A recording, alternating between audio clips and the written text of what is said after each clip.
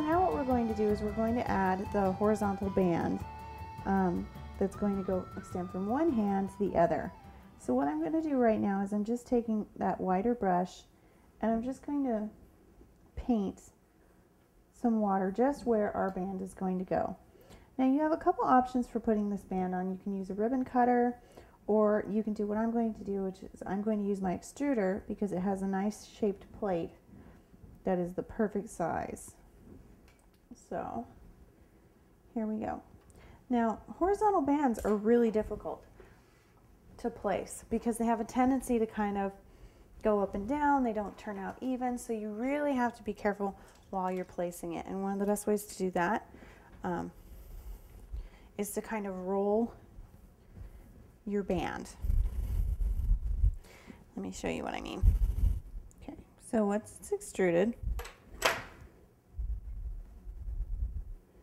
make sure you're happy with it. There's a little thin spot there, but I think it'll be okay. And what we're going to do is we're going to cut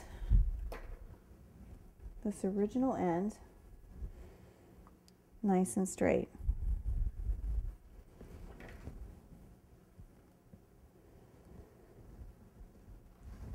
Now what I'm going to do is I'm just going to kind of hold this supported in my fingers so that it doesn't stretch. And I'm just going to attach it .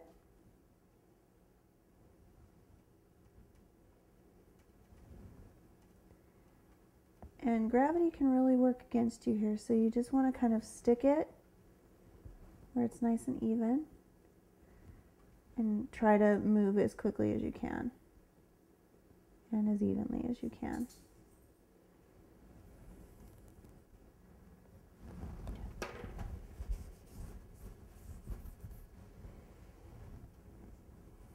All right. So once you get the band on there and you're happy about its placement,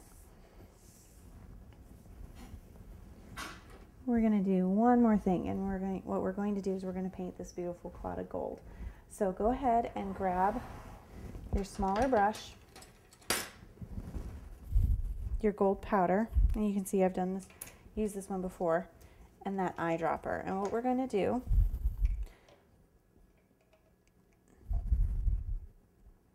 is just add a couple drops at a time. What you're looking for is the consistency of paint. You don't want it to be so thin that it basically gets runny, and so you have pockets of just clear in your gold paint. That's not what you want. It doesn't give nice coverage, and it gets really frustrating to work with because you feel like you're painting the same areas over and over again and nothing's getting covered. So using the eyedropper really kind of minimizes that. So here we go. And all you really want to be careful of is that you don't get it on the white part of the cake. You really just want that emphasis to be on the claddagh itself.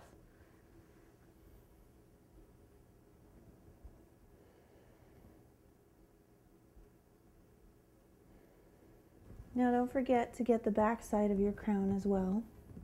And if you want, you can kind of brush over, and sometimes leaving some of that white shining through can be very visually dynamic. And what it comes down to is just your aesthetic.